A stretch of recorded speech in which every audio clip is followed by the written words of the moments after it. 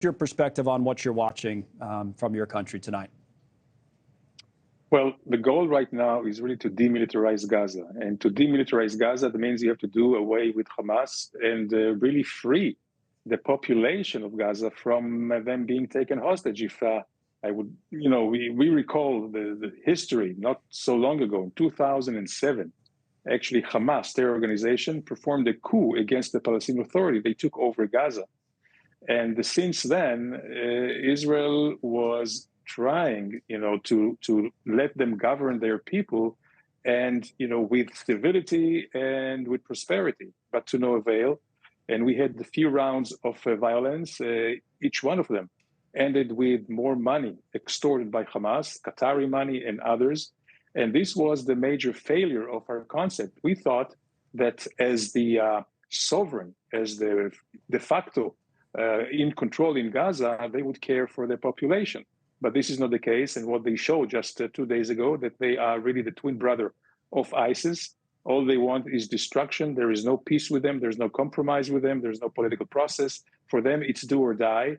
And we're not going to die. We'll make them die. Hamas has put this threat out that I'm sure you've seen, that if Israel bombs Gaza essentially without warning, especially as they say in civilian areas, they're going to start executing hostages. How, if at all, does this hostage situation, President Biden even alluded to the fact that, many Americans' whereabouts are still unknown.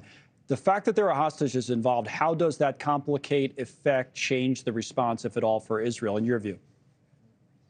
Well, it's gut-wrenching, but we must think rationally and not emotionally. So the war on Gaza, the defense against Hamas, has to go on as if there are no hostages. And at the same time, the responsibility for the hostages is on Hamas. They are their captors. So if anything happens to them, they will bear the full responsibility.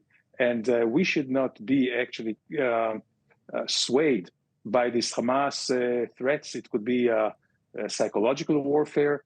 But if they do touch any of these hostages, we don't need any more proof that they are really beastly murderers and the most extreme Islamist radicals.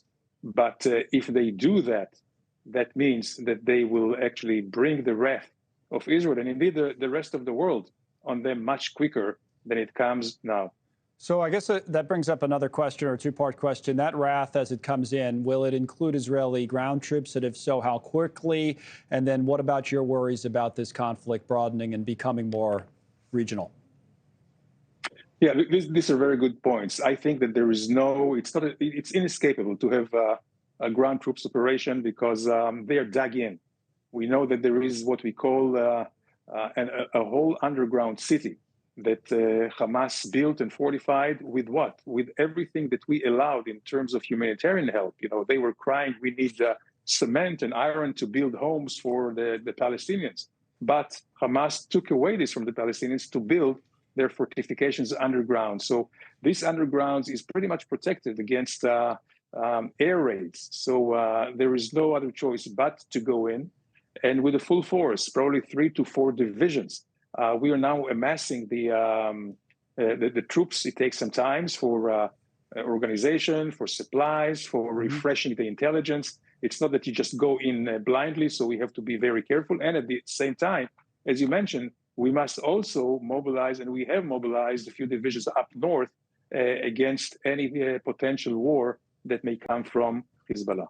Thank you for watching. Go to newsnationnow.com to find NewsNation on your television provider. And don't forget to click the red subscribe button below to get more of NewsNation's fact-driven, unbiased coverage.